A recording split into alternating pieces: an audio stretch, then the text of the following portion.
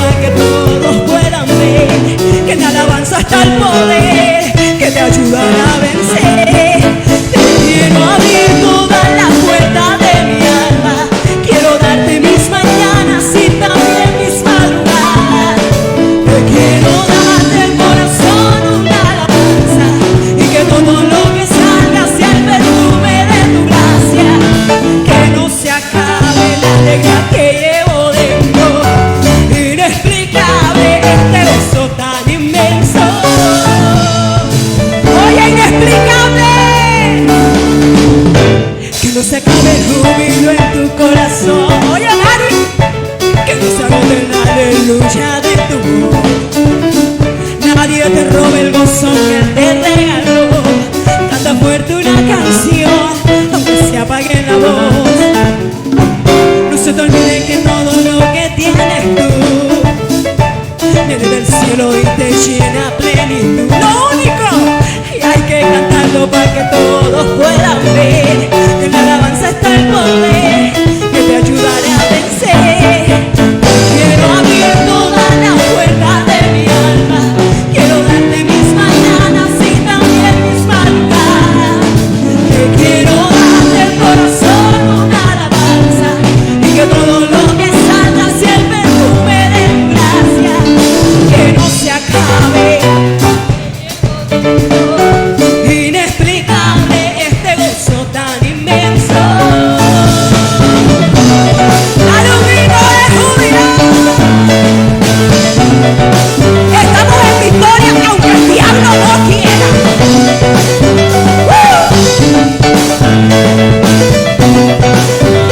Dilo. Te quiero abrir todas las puertas de mi alma, quiero darte mis mañanas y también mis madrugadas. Te quiero darte el corazón, una alabanza, y que todo lo que salga sea el perfume de tu gracia. Que no se acabe la alegría que llevo dentro, inexplicable. A ver cómo dice. Te quiero abrir. Dilo, dilo ahí. Quiero darte mis mañanas y también mis madrugadas. Te quiero darte el corazón y que todo lo que salga, que no se acabe la alegría que llevo dentro, inexplicable. Te quiero abrir todas las puertas de mi alma, quiero darte mis mañanas y también mis madrugadas. Quiero darte el corazón, una alabanza, y que todo lo que salga sea el perfume de tu gracia. Que no se acabe la alegría que llevo dentro, inexplicable.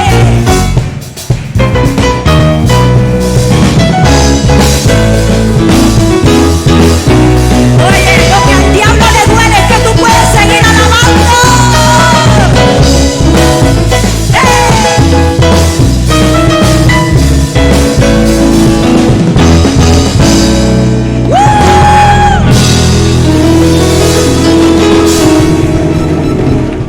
Carta del apóstol Pablo a los Romanos, capítulo 1, versículo 16. Gloria al Señor.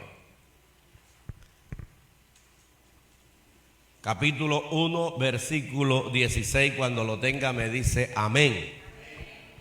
Voy a leer a favor de usted en el nombre del Padre, del Hijo y del Espíritu Santo que está en este lugar. Dígame nuevamente.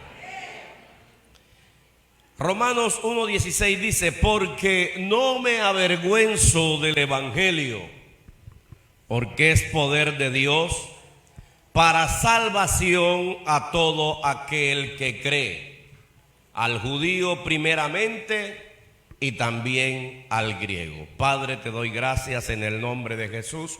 Te bendigo, te alabo, te glorifico y te exalto. En esta mañana he leído tu palabra y ahora me dispongo a disertar en ella, pidiendo que tu buen Espíritu Santo, quien la inspiró, sea sobre mi vida, trayendo la revelación y el rema de tu palabra. Mientras predicamos, sea sano el enfermo, el cautivo sea libre, y aquel que vino buscando una respuesta, usted se la pueda dar en esta mañana.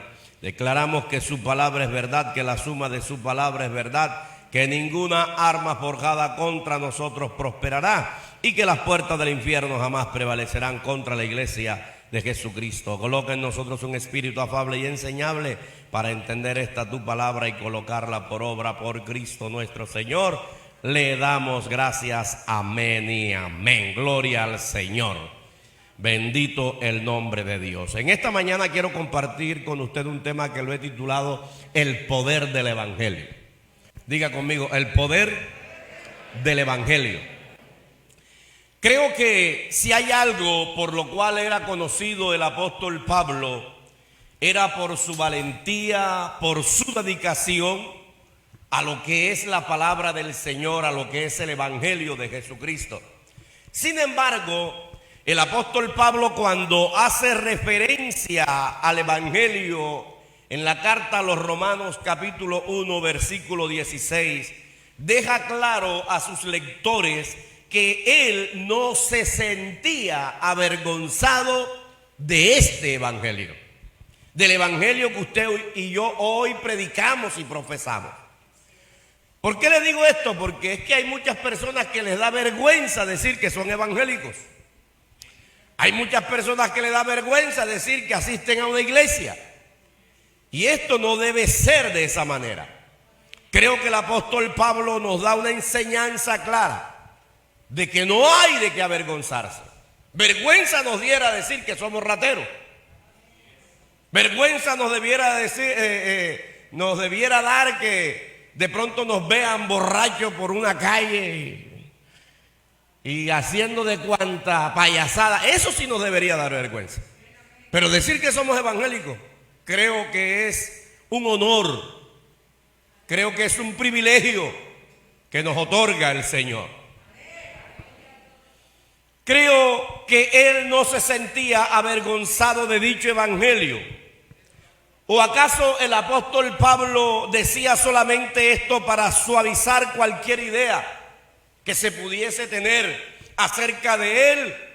¿O procuraba en algún momento estimular a los creyentes para que fueran valientes en su testimonio y consagrados a este evangelio?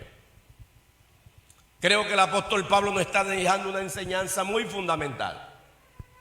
Fundamentalmente su respuesta la hace con base a lo que ha experimentado y a lo que ha vivido como participante y miembro activo de este evangelio de Jesucristo. Si hay alguien que puede hablar de lo que se vive o lo que se vivió o lo que en aquel momento le agolpaba en dicho evangelio, era el apóstol Pablo.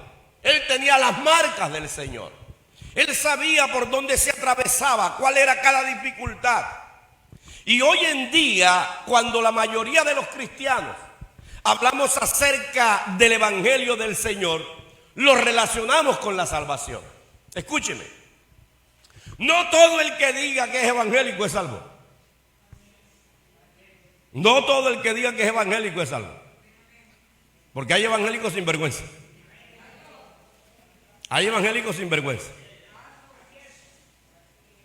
¿Qué es ser evangélico? Seguidor del evangelio. Pero eso va más allá. Eso va más allá.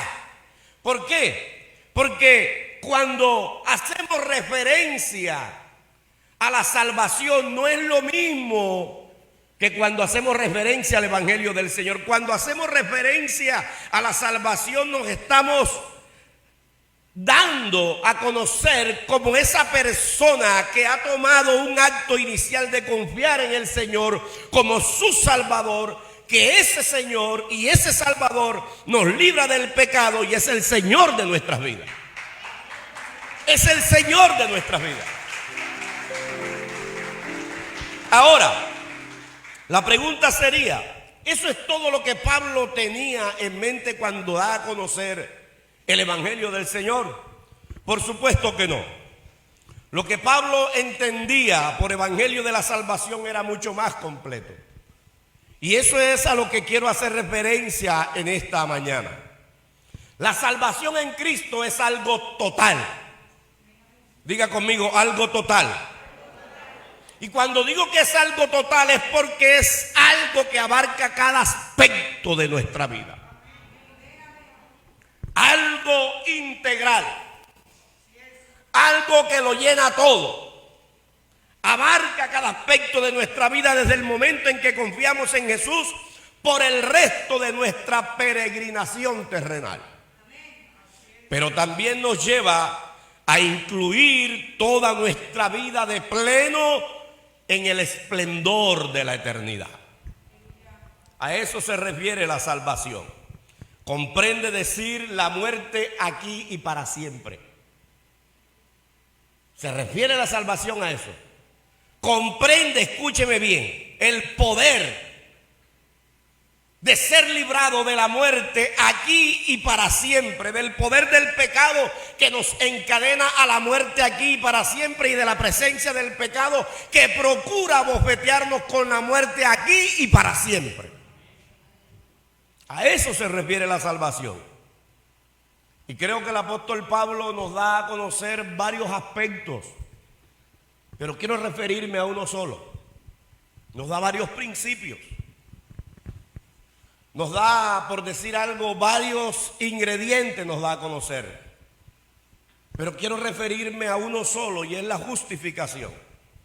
El Señor nos justifica librándonos de la sentencia del pecado.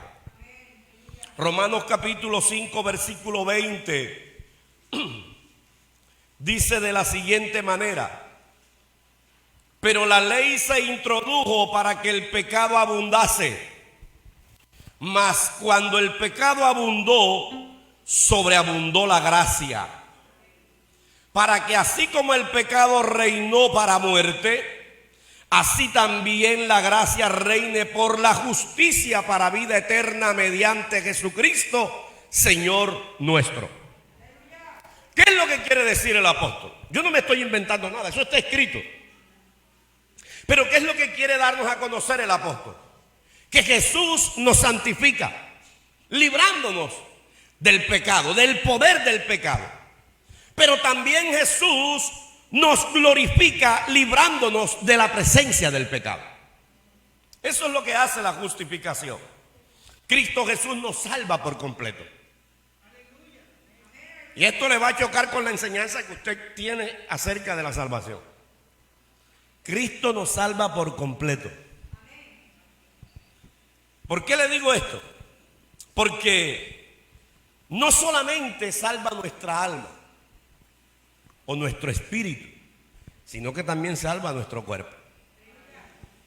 Pastor, ¿y cómo así? Eso no me lo habían enseñado a mí ni yo lo aprendí así. Pues así es, está escrito. Dice la Biblia, Romanos capítulo 8, versículo 22. Porque sabemos que toda la creación gime a una, y a una está con dolores de parto hasta ahora. ¿Hasta cuándo? Diga, hasta ahora. Y no solo ella, sino que también nosotros mismos, que tenemos las primicias del Espíritu. Nosotros también gemimos dentro de nosotros mismos, esperando la adopción, la redención de nuestro cuerpo. La redención de nuestro cuerpo. ¿Qué es redimir? Comprar. Cristo Jesús nos compró. ¿Y cómo nos compra? A precio de sangre. Sangre preciosa vertida en el madero. Ahora, tenemos pensado, por eso es que yo le decía que tenemos pensado que solo es el alma. No, amado, también el cuerpo. De hecho, la Biblia dice que lo corruptible se vestirá de incorrupción. Y lo mortal se vestirá de inmortalidad.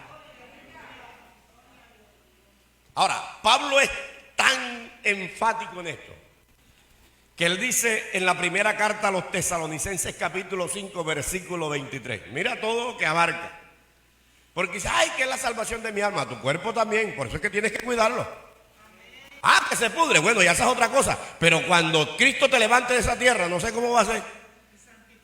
Lo vuelve nuevamente. Dice, y el mismo Dios de paz os santifique por pedazos. Ah, ¿cómo dice? y el mismo Dios de paz os santifique por completo. Y todo vuestro ser, no dice una sola parte, y todo vuestro ser, espíritu, alma y cuerpo, sea guardado irreprensible para la venida de nuestro Señor Jesucristo. Oh, eso es bueno. No deja ninguna parte de nuestro cuerpo sin redimir. Cada parte de nosotros es limpiada, regenerada, sanada, transformada. Por eso es que usted debe cuidar su cuerpo. Usted no le puede meter cosas raras a su cuerpo. Que ponme la agujita por aquí, que yo me quiero hacer un corazoncito y flechado, que no sé. Una cosa es que usted se lo haya hecho antes de llegar al Señor. Y otra cosa es que se lo haga después de conocer la palabra del Señor. Ya eso ni modo. Pero ese cuento que, no, hermano, el cuerpo hay que cuidarlo. De hecho, la Biblia dice que este cuerpo es ¿qué? Templo del Espíritu Santo de Dios. Templo. Por eso se está comiendo tanta chinchurria y tanta morcilla. Así es. Gloria. Eso que dice la pastora es verdad, hay que cuidar nuestros miembros. Usted no los puede poner a cualquiera. Sus miembros son para su esposa. Mis miembros son para mi esposa. Gloria al Señor. Qué bueno es esto, ¿verdad? Entonces, cuando nosotros conocemos la palabra, nosotros entendemos y decimos, uy, pero ¿qué estaba haciendo yo, man? Entonces, yo veo esto y entonces entiendo que la Biblia presenta un evangelio completo para todo el mundo. No presenta un evangelio por pedazos. El evangelio que presenta el Señor a través del apóstol Pablo abarca la totalidad de cada persona durante toda su vida. Durante toda su vida. Hay que cuidarse. Y esto sí que es un plan tremendo de salud integral. Gloria a Dios. ¿Cómo nosotros obtenemos ese plan extraordinario? Hay una sola manera. ¿Qué ingrediente, hermano? Hay una sola manera de obtenerlo. Dice la Biblia que es por fe. Por fe. Ni siquiera por obra, por fe. Romanos 1:17 dice, porque en el evangelio, wow, la justicia de Dios se revela por fe y para fe. Como está escrito, mas el justo por la fe vivirá. Aleluya. Mas el justo por la fe vivirá. Pablo lo que expresa aquí de manera dramática es que esa sola palabrita te lleva a obtener muchas cosas. Cuando tú tienes fe, tú no pecas. Cuando tú tienes fe, tú no haces lo malo. Cuando tú tienes fe, tú no le pegas a tu mujer. Cuando tú tienes fe, las mujeres no le pegan a los esposos. Cuando tú tienes fe, tú no eres chismoso, no eres chismosa. Cuando tú tienes fe, tú no eres hipócrita. Cuando tú tienes fe, tú no calumnias. Cuando tú tienes fe, tú sabes esperar en el Señor. Eso es lo que te está diciendo el apóstol. Esa expresión que el apóstol utiliza, la justicia de Dios, se refiere a la justificación que Dios provee. Y Pablo lo hace como de manera dramática, dando a conocer dos letricas. Fe. Fe, diga fe. Ahora, cuando lo da a conocer y se refiere a la justificación que Dios provee, es dando también a entender que Dios es quien la otorga. Y esta justificación que Dios otorga es consecuente con el carácter y las normas divinas. Cuando tú eres justificado, tú no te vas a comportar como cualquier cosa. Tú no vas a hacer lo mismo que otros hacen. Tú no vas a hablar como otros hablan. Cuando tú eres justificado, tú debes entender que el vocabulario tuyo tiene que ser diferente a los demás. Ahora, ¿qué es justificación?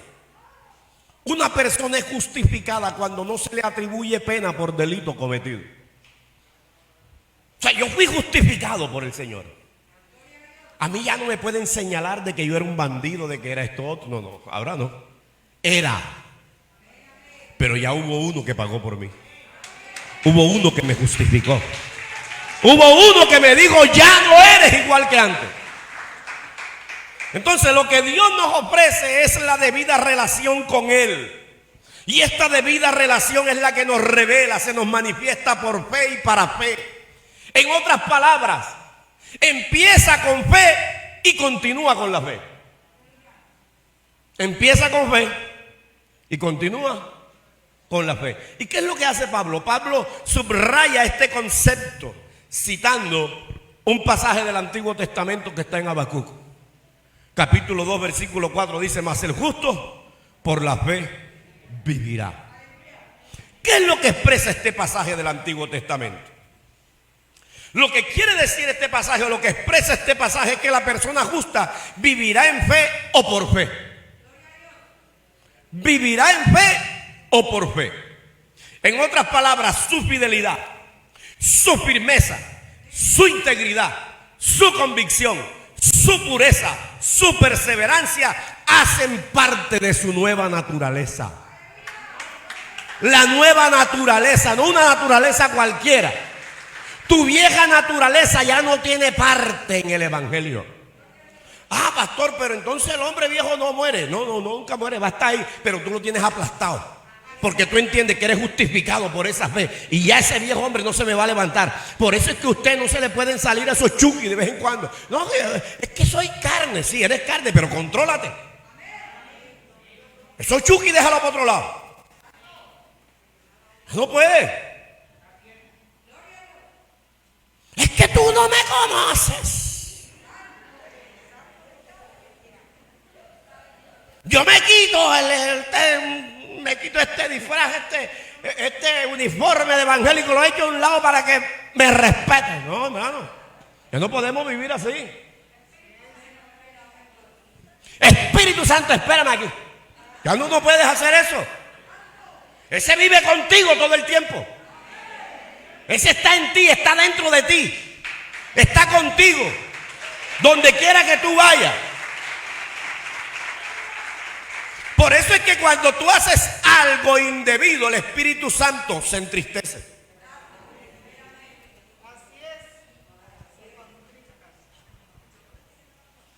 Se contricta. Se entristece. Y dice, entonces, ¿qué es lo que yo he hecho en tu vida? Esto me hace acordar de un cuento y yo siempre lo he echado ahí. La Biblia dice que el ángel de Jehová acampa alrededor de los que le temen y los defiende, ¿sí o no? Y esto es un cuento únicamente, pero es una realidad, se vive. Y en una ocasión viene un ángel, ¿verdad? Y se encuentra al ángel de Jehová en la parte de afuera de un billar. Y le dice el ángel, ¿tú qué haces ahí? Estoy esperando a Juanchito. Venía conmigo bien para la iglesia y de pronto se le dio por meterse al billar. Lo estoy esperando aquí, pero estoy triste. Porque es que ese lugar yo no puedo entrar. O sea, no está en mí. Yo estoy esperando que salga para irme nuevamente con él. Así hay mucha gente, ¿no? Que se olvida muchas veces de lo que tiene a su lado, de lo que Dios le ha otorgado, de lo que vive dentro de él. Nosotros no podemos vivir de esa manera. Nosotros tenemos que ser íntegros en todo. Lo que Dios nos ofrece es esa debida relación con Él. Por eso es que Pablo dice que una persona que es justificada por fe es fiel, es firme, es íntegra, es pura, es perseverante. Y cuando Pablo utiliza la palabra vivirá, escúcheme, Pablo utiliza la palabra vivirá, dando la connotación de una expresión que virtualmente equivale a será salva. El justo por la fe será salvo. El justo por la fe vivirá. Una correcta relación con Dios comienza con nuestra disposición a mostrar fe en plena certeza en Cristo Jesús y se mantiene mediante el ejercicio de una fe que deposita su confianza en Él. No lo mueve nadie. Ay, que la pandemia me dejó sin trabajo. Gloria a Dios, hermano. Dios te quiere dar otro mejor. Ay, que la pandemia se fue mi marido. Ora para ver si regresa, y si no regresa, bueno, ¿qué vas a hacer? ¿Qué vas a hacer? Pastor, y entonces, ora. Sí, ora y creyendo. Pastor, pero es que me ha ido como perro en misa. Yo nunca he sabido cómo les va a los perros en misa, pero debe irle mal. Si la gente dice que es mal, bueno. Pero tienes que mantenerte en fe, hermano, con la convicción firme de que tú has depositado tu confianza no en cualquiera, sino en el Dios que hizo los cielos y la tierra. ¿Estamos? Ahora, aquí hay algo absoluto, y es que Dios es quien nos salva. Diga, Dios es el que me salva, pero también nos capacita. Dios es quien nos salva a través de su Hijo, pero también nos capacita. Sin embargo, de la misma forma que debemos recibir la salvación por fe, debemos crecer y perseverar en esa salvación por fe. No, es que ya soy salvo, ya salvo, siempre salvo. I'm sorry, lo siento. Tienes que cuidar eso. Tienes que cuidar eso. Es que ya soy salvo y ya no tengo que hacer más nada. No. Tienes que perseverar en eso. Tienes que mantenerte en eso. Cuida lo que Dios te ha dado. No descuidemos esta salvación tan grande. No podemos descuidarla. ¿Por qué debe ser aceptada por fe la justificación que proviene de Dios? Eso es una pregunta que debiésemos hacernos nosotros. ¿Podemos ganarla o obtenerla de alguna otra manera? Pablo dice lo siguiente, Romanos capítulo 5, versículo 1. Justificados pues por la fe, tenemos paz para con Dios por medio de nuestro Señor Jesucristo. Ahora, en las palabras que el apóstol Pablo lanza, se nos dice que el acto de justificación no es un hecho pasado, es un hecho presente. Pablo dice, ahora pues ya están justificados. Ese hecho no es pasado, es un hecho presente. Una vez que depositamos nuestra confianza en el Señor, Dios declara que ya estamos en la relación, en la dirección correcta con Él. Ya estamos conectados con Él. La cuestión legal de la justificación está resuelta, está terminada, está lograda, está totalmente concluida. Lo que el apóstol Pablo está diciendo es que hemos sido declarados sin culpa, porque hubo uno que pagó por mí. Hubo uno que pagó por mí. Eso se llama justificación. Pero hoy la justificación la han confundido con la amnistía. Y la amnistía no es lo mismo que justificar. Amnistía es un perdón arbitrario, donde el que se le otorga no paga absolutamente nada. Pero nadie paga por él absolutamente nada tampoco. Eso es lo que han hecho hoy. Amnistía. Entonces sale el sinvergüenza de Timochenko a decir que la fiscalía no lo puede juzgar ni condenar, ni puede empezar a hacerle juicio a él, bueno, lo que sea, sino que es la JEP, porque ellos están sujetos a la JEP, porque eso es lo que dice el acuerdo de paz, es la JEP. Entonces, ellos pueden hacer lo que les da la gana, pero la fiscalía no lo puede. Eso se llama amnistía.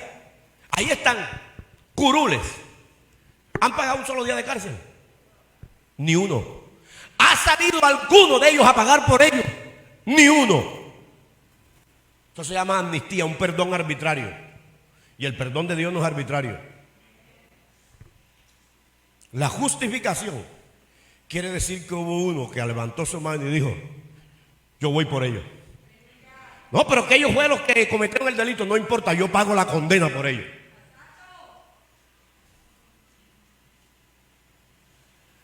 Amnistía significa perdonar sin castigar.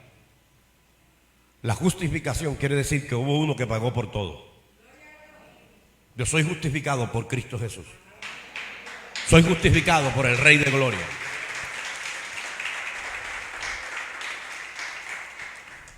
Entonces hoy aquí en Colombia es así.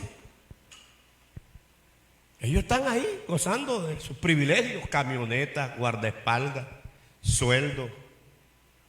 Y nadie paga. ¿Y quién paga todo eso? Nosotros. Nosotros. Alimentando a los sinvergüenzas eso después que mataron, delinquieron y todo. Qué terrible. Qué terrible. La justificación por fe cruza las encrepadas aguas de la enemistad entre nosotros y Dios. En eso se basa la justificación. En hacernos totalmente libres y llevarnos a que nuestra relación con Dios nuevamente se restablezca. Y cuando esto pasa, nos gloriamos, nos alegramos, hay esperanza, hay una confiada expectativa, hay gloria de Dios, y esa gloria es manifestación externa de la naturaleza interna de Dios. Esa naturaleza divina es como los rayos de luz que emergen desde el sol cada mañana, pero también hay tribulación, pero también hay presiones, también hay angustias, también hay pruebas, también hay sufrimiento. Sin embargo, escúcheme bien, aguardamos con paciencia, soportamos con perseverancia y a menudo viene la prueba. Ahora, esa prueba es lo que redunda en el fortalecimiento del carácter del cristiano de hoy. Así es la manera como entendemos el amor de Dios, que cuando esa prueba viene, Dios está allí para decirnos: tranquilo, que toda prueba tiene fecha de vencimiento. No te preocupes, que si yo vencí, tú también vas a vencer. En el mundo vas a tener aflicciones, pero confía, porque yo he vencido al mundo. Por eso es que tú no puedes, como decía la pastora Alejandra, tú no puedes vivir la misma prueba. Las pruebas tienen fecha de vencimiento. Es como las personas que juzgan y condenan. No se puede juzgar a una persona por el mismo delito. No se puede. Entonces tú sales de una prueba. Entonces, a la semana la misma prueba. No puede. Porque ¿dónde está el Dios que hizo algo? Estás negando la fe. Entonces por eso es que Dios muestra su amor para con nosotros. De esa manera. Aparte de que siendo pecadores Cristo muere por nosotros, lo dice el apóstol Pablo también en Romanos capítulo 5 versículo 8, así lo dice de esa manera. También nos dice: no puedes estar viviendo la misma prueba siempre. Ya sal de eso. El problema es que la gente se acomoda tanto que nunca quiere salir de ahí, porque sabe que el hermano viene, aquí tiene la liga, y está: ay hermano, aquí tiene, ay hermano. Ya está bueno, sacúdete. ¿O será que hay que hacerte como el águila? El polluelo está todavía, está en el nido, y el águila lo echa. Ya, está bueno. Lo echa a volar al solo. Eso nos lleva a entender que hemos sido reconciliados con el Señor. Ese amor que el apóstol Pablo da a conocer de nuestro Señor Jesucristo hacia nuestras vidas es la traducción del término griego ágape. Diga conmigo: ágape.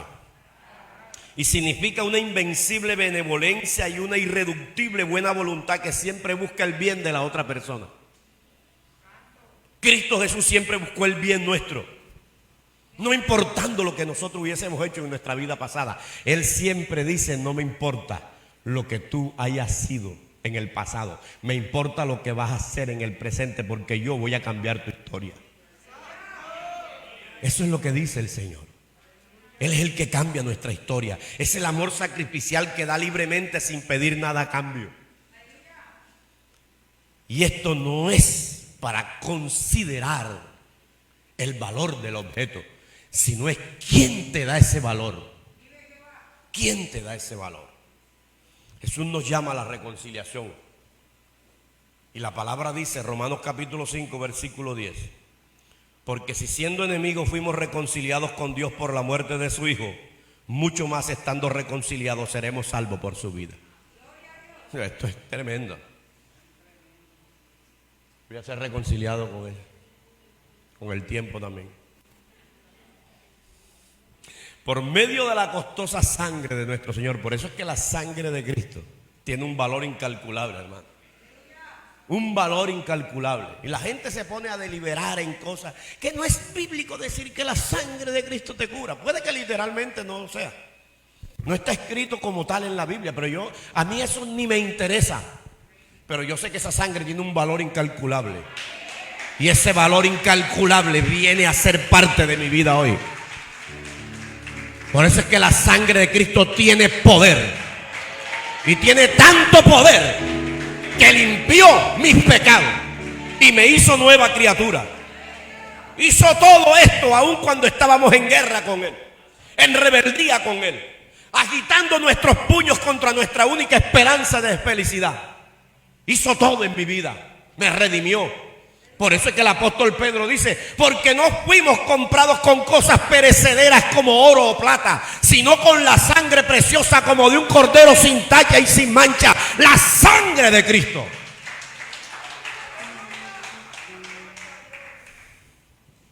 Por eso es que hoy nosotros decimos, ¿verdad? Es fácil amar a quien nos responde con amor. Nosotros nunca le respondimos con amor al Señor, pero Él dijo,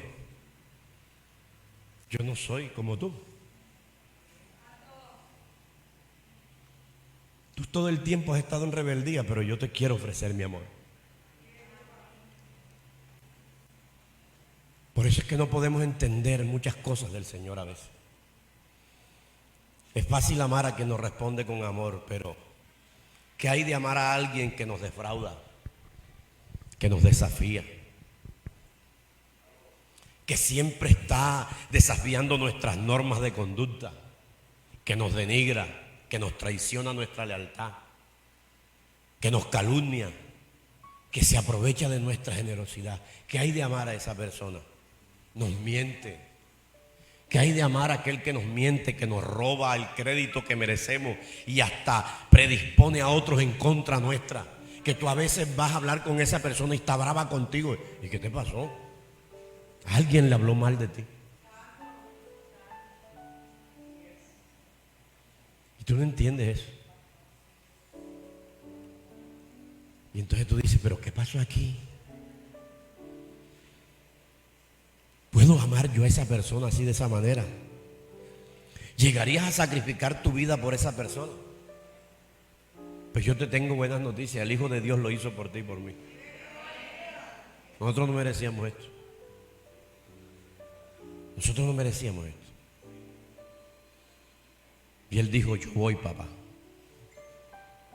Pero es que Él ha sido malo, rebelde, perverso, mentiroso.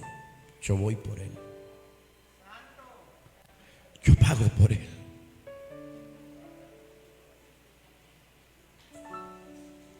Pero Señor, si Él me calumnia, Él me miente, Señor, denigra de mí, habla de mí,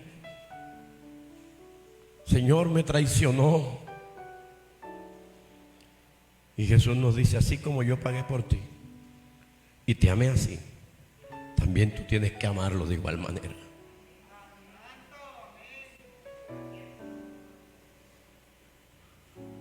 Por eso no podemos comprender el amor de Dios.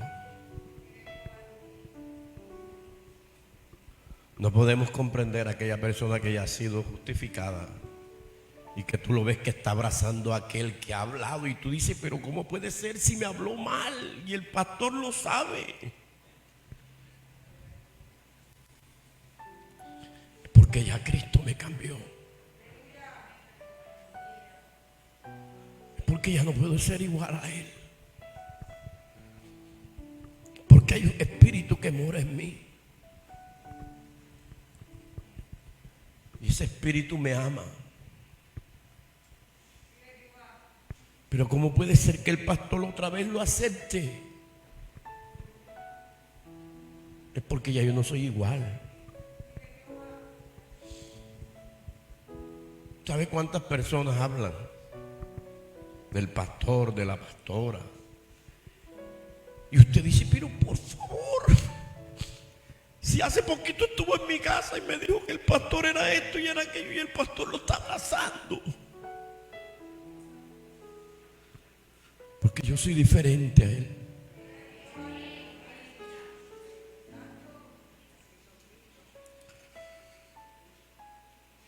No merecíamos esa expresión incondicional de amor sacrificado.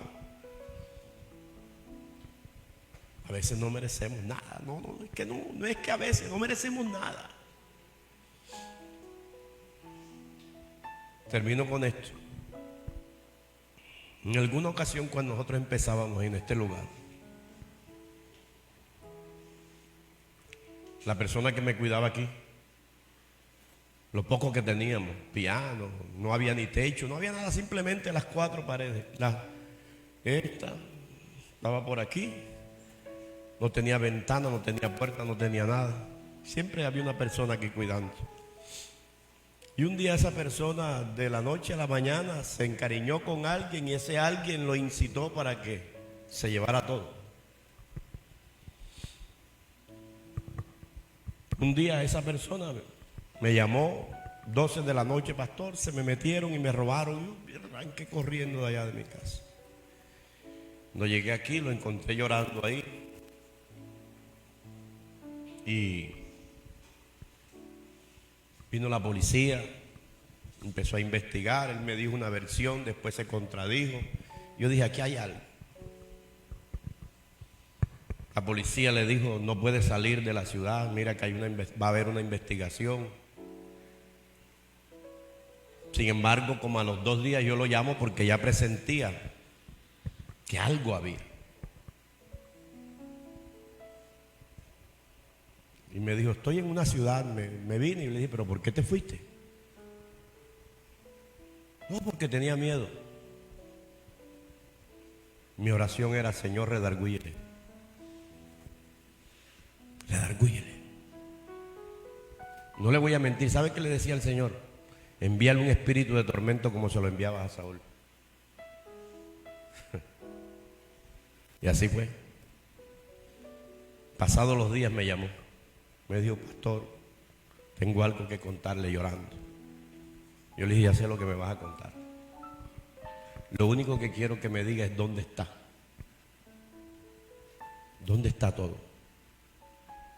Me dijo, pastor, están empeñados y se me perdió el recibo. Pero pastor, perdóneme, porque es que me han pasado tantas cosas aquí en esta ciudad. Casi me matan. No tengo que hacer, no tengo nada que hacer, pastor, no tengo para dónde irme.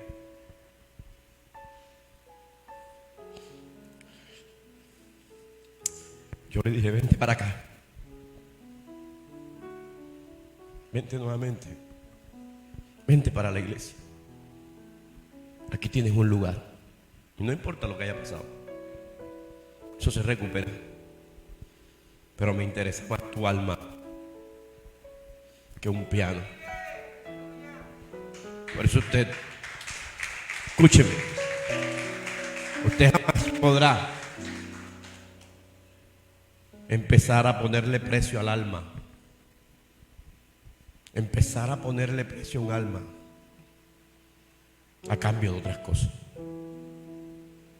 Vale el alma, vale la persona. No importa lo que te haga. Dios es quien justifica y Dios es quien paga. Dios es quien paga. Y así como Él pagó por nosotros un precio incalculable, usted también debe estar dispuesto a sacrificarlo todo por las personas. Póngase en pie, por favor. Padre, gracias, Señor. Bendecimos tu nombre, Dios.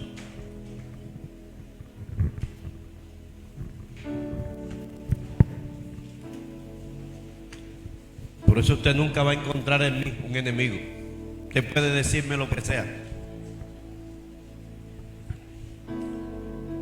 Usted puede intentar hacerme lo que sea y hacérmelo aún. Siempre seré su amigo. Siempre encontrará una palabra, no de reclamo, al contrario, de aliento para que sí. Ah, que se va a pegar, le voy a pegar su exhortada. Claro que se la pego como pastor que soy. Pero nunca va a encontrar rechazo de mi parte. Siempre estaré dispuesto como el padre del hijo pródigo. No importa lo que usted desperdicie en la calle, siempre en la casa habrá alimento. Y habrá una palabra y habrán unos brazos para esperar a todo aquel que diga: aquí estoy. Padre, gracias. Cierre sus ojos, por favor. Adore a Dios en este momento. Que su vida no escatimó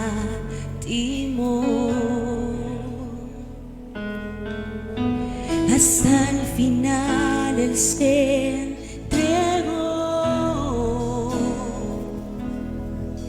y a la muerte fue porque me amó. Vamos a adorar a la iglesia.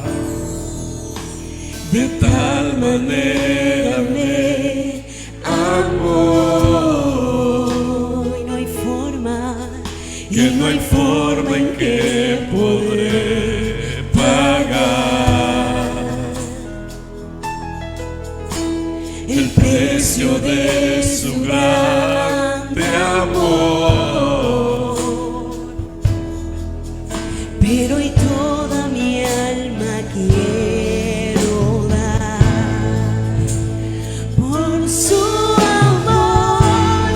Yo viviré de su amor. Yo cantaré con mi Jesús, caminaré porque me amó a mí.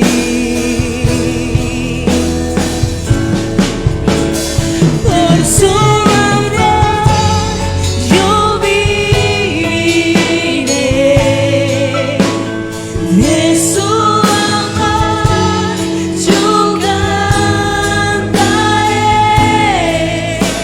y con mi Jesús caminaré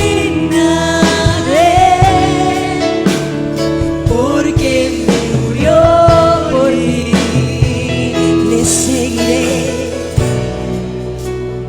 le seguiré. Gracias, Señor. Bendice a tu pueblo en esta hora.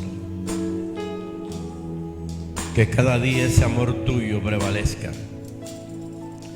Que cada día nuestros corazones estén dispuestos, Señor, a perdonar. Que cada día esos corazones estén dispuestos, Señor, a darlo todo por la otra persona. No importa lo que nos hagan, debemos entender que el amor que tú mostraste por y hacia nosotros fue más grande, Dios. Gracias, mi Señor amado. Gracias, Jesús. Aleluya.